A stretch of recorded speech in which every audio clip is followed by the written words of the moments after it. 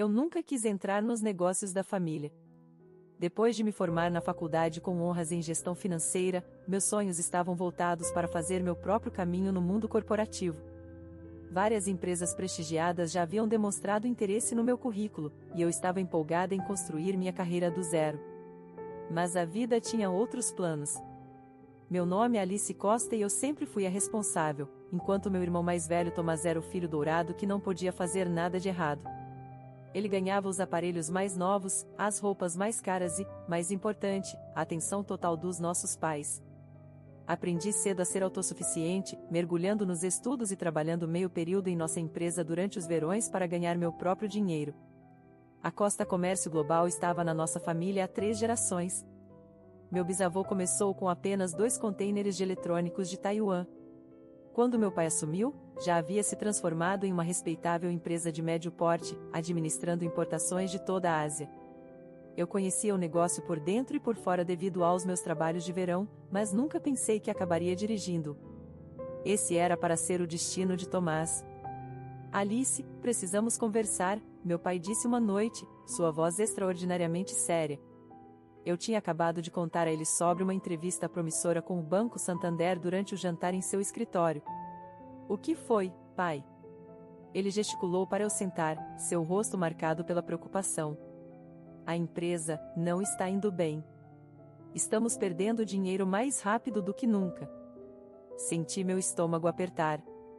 Achei que o Tomás estava aprendendo o trabalho. Você sempre disse que ele assumiria. O rosto do meu pai corou de constrangimento. Seu irmão, ele não está pronto.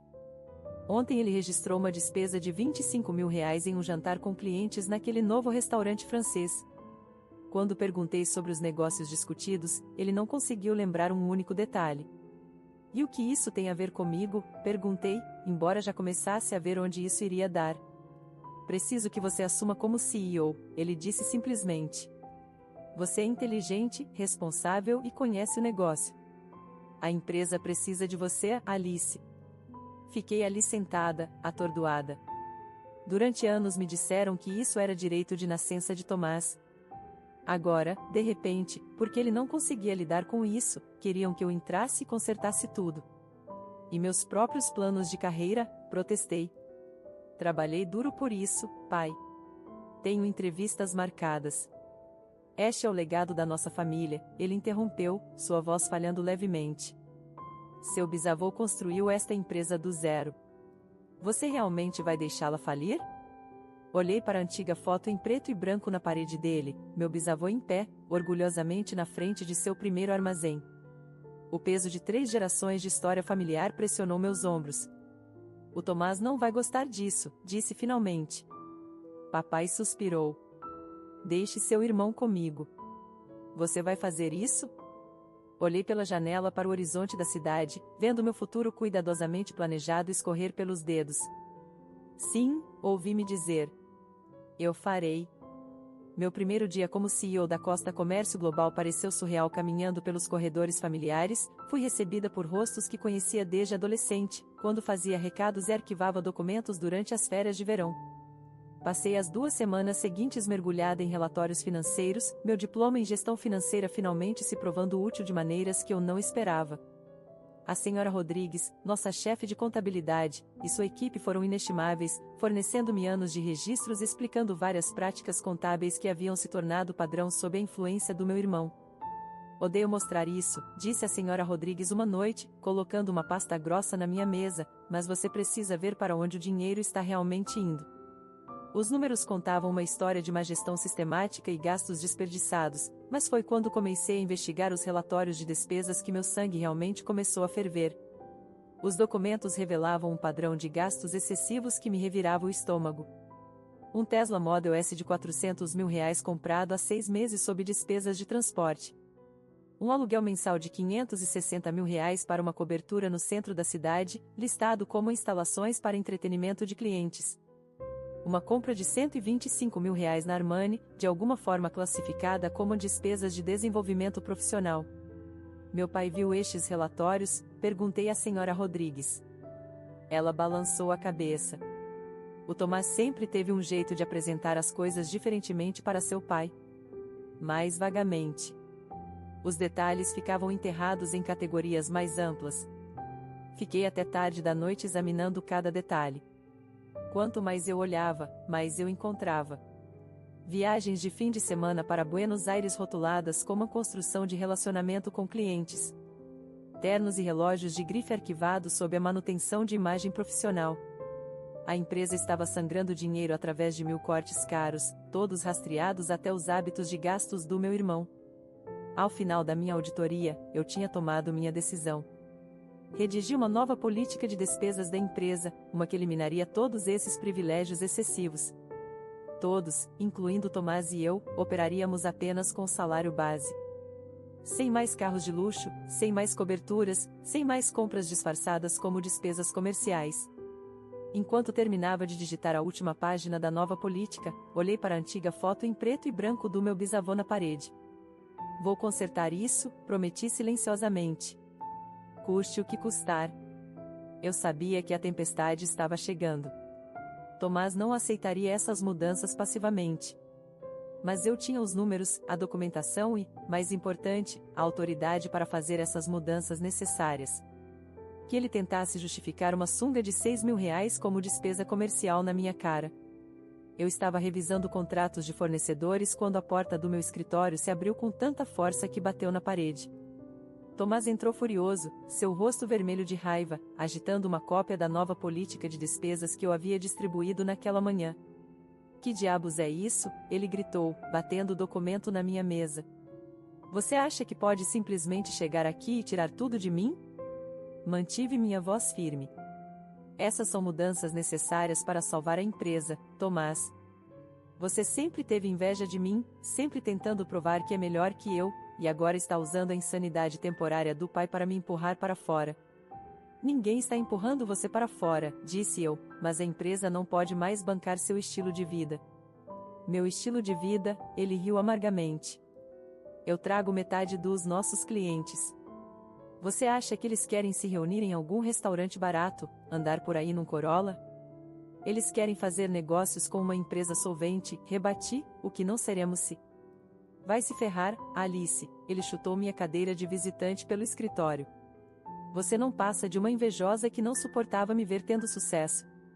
E saiu tempestuosamente, deixando papéis espalhados pelo meu chão. Eu sabia exatamente para onde isso estava indo. Como esperado, naquele sábado em nosso jantar familiar, pude sentir a tensão assim que entrei. Mamãe estava extraordinariamente quieta enquanto servia o assado, e papai não parava de limpar a garganta, seu tique nervoso. Finalmente, mamãe não conseguiu se conter mais.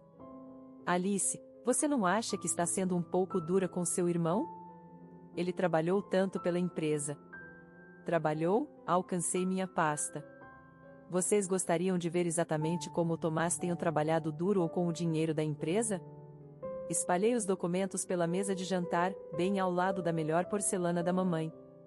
Extratos de cartão de crédito, relatórios de despesas, recibos, todos cuidadosamente destacados e anotados. Esta é a cobertura que ele alugou com fundos da empresa. Este é o Tesla que ele comprou. Aqui estão as viagens para Buenos Aires, as compras de grife. Mamãe balançou a cabeça. Ele precisa entreter os clientes. Com uma sunga de R$6.000, apontei para aquele recibo em particular. Com um relógio de 75.000? Seu irmão sempre teve bom instinto para negócios, mamãe insistiu. Ele sabe como fazer as pessoas se sentirem especiais. Papai estava em silêncio, estudando os documentos com uma ruga cada vez mais profunda. Estes números, ele finalmente disse. Tomás, isso está correto? Tomás, que estava emburrado na outra ponta da mesa, deu de ombros. São todas despesas comerciais legítimas. Alice é muito rígida para entender como funciona o business moderno. Chega, papai interrompeu. Ele parecia cansado, mais velho de alguma forma. Alice está certa sobre as despesas, Tomás. Elas precisam parar. Ele levantou a mão quando Tomás tentou protestar. Mas ela também vai ajudar você a aprender a administrar a empresa adequadamente. Pisquei surpresa. Eu vou? Papai assentiu. Meu plano é eventualmente dividir a empresa entre vocês dois, 50-50. Mas isso só funciona se vocês dois souberem como administrá-la. Ele olhou para mim, suplicante. Você vai ensiná-lo? Olhei para Tomás, que estava encarando seu prato, maxilar cerrado. Ensinar-lhe seria como ensinar um gato a nadar, mas me ouvi dizendo, sim, vou tentar. Olhando para Tomás do outro lado da mesa de conferência, não pude deixar de pensar em nossa infância. Enquanto eu fazia a lição de casa, ele corria com os amigos na Porsche que ganhou aos 16 anos. Quando eu passava os verões aprendendo o negócio, ele estava festejando em Angra dos Reis. Mamãe e papai sempre diziam que ele estava vivendo a vida ao máximo, enquanto eu era séria demais.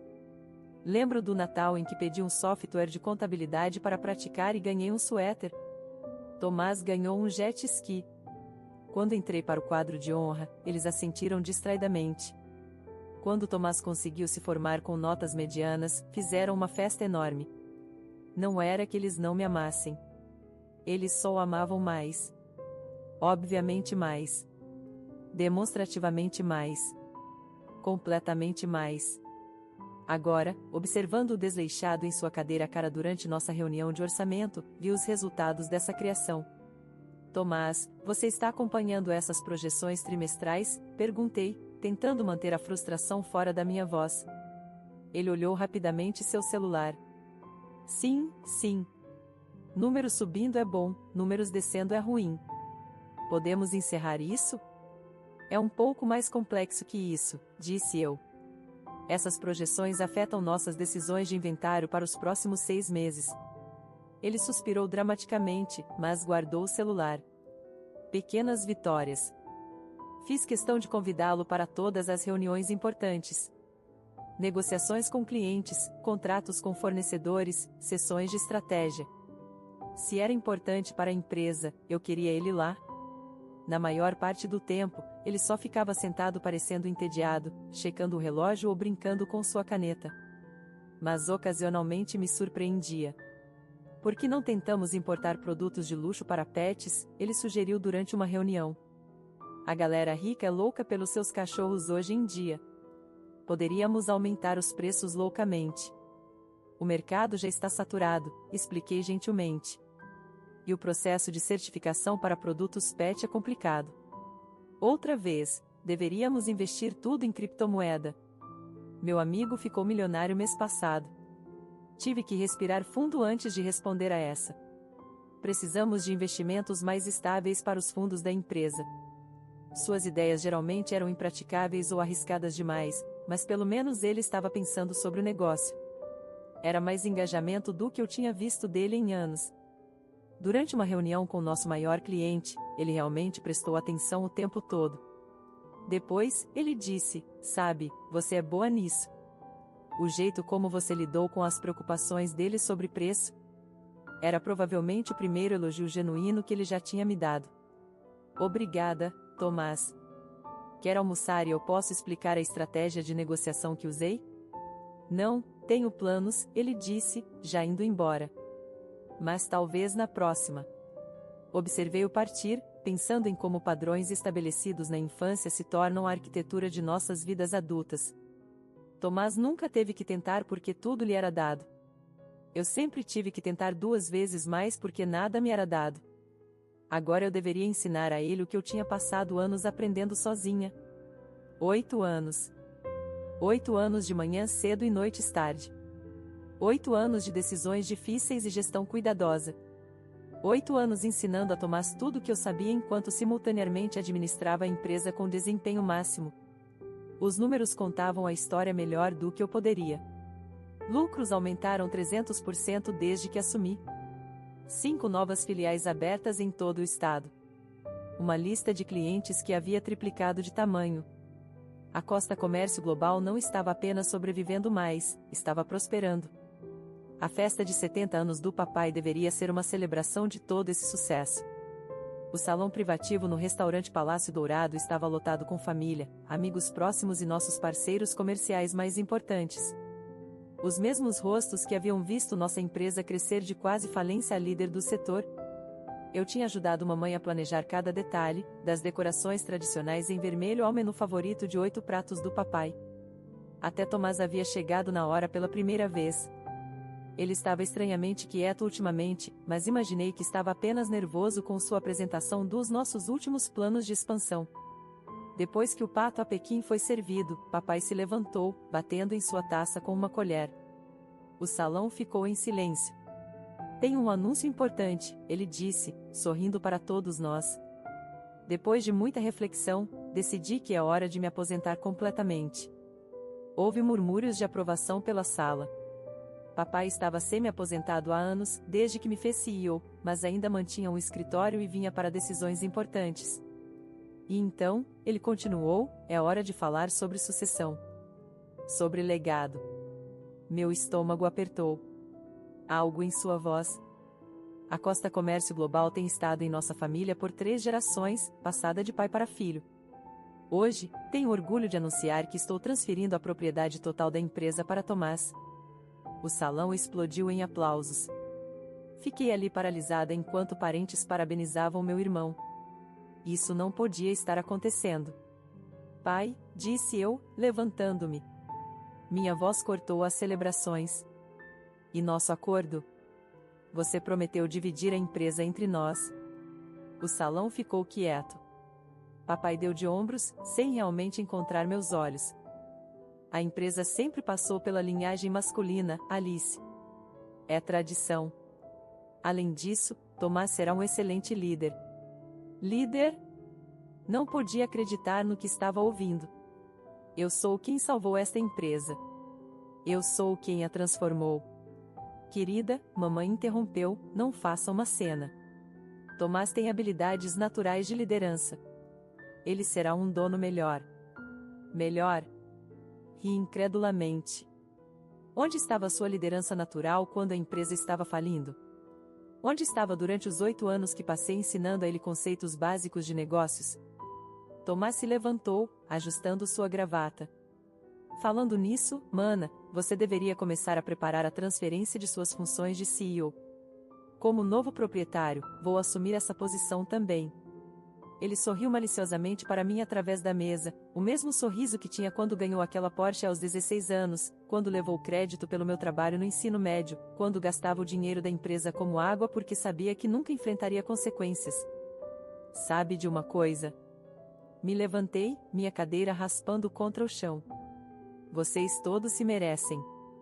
8 anos eu passei consertando os erros do pai e cobrindo a incompetência do Tomás. 8 anos da minha vida sacrificados pelo legado desta família. Alice, mamãe ofegou. Como ousa ser tão egoísta? Egoísta? Me virei para encará-la. Eu estava sendo egoísta quando trabalhava 60 horas por semana para salvar a empresa?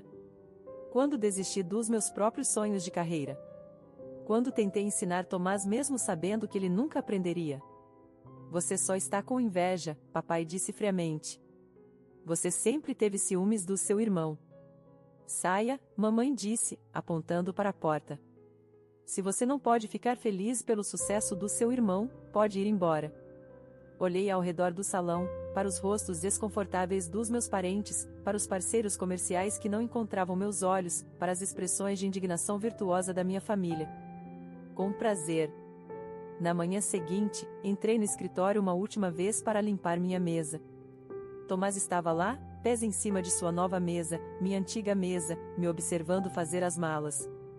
Não se esqueça de deixar suas chaves, ele sorriu maliciosamente. Deixei minha carta de demissão em sua mesa sem dizer uma palavra. 8 anos da minha vida empacotados em uma caixa de papelão. Felizmente, eu sempre vivi bem abaixo dos meus meios. As economias que acumulei me compraram um belo apartamento no bairro histórico. Decidi tirar alguns meses de folga, algo que não fazia desde a faculdade. Os primeiros sinais de problemas na Costa Comércio Global começaram 3 meses depois. A senhora Rodrigues me ligou para tomar café. Eles me demitiram, ela disse, mãos envolvendo sua xícara. Tomás disse que eu era antiquada demais nas minhas práticas contábeis. Nas semanas seguintes, mais ligações vieram. Tomás havia substituído a maioria da gerência sênior por seus amigos da faculdade. O novo diretor financeiro era um cara com quem ele costumava festar, que mal passou em administração. Ele voltou aos seus velhos hábitos de gastos, relatou James, meu ex-VP de operações, que também havia sido demitido. Comprou uma Maserati nova como carro da empresa.